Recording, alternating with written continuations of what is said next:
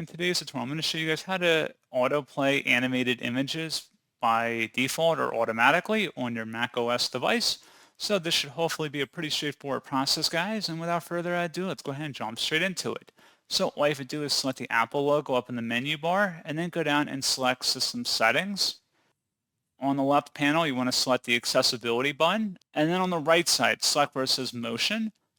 If it says autoplay animated images and you want to enable that, just toggle to the right to turn it on, and that is all you have to do. So pretty straightforward process, guys, and as always, thank you for watching. I do hope that was able to help you out, and I do look forward to catching you all in the next tutorial. Goodbye.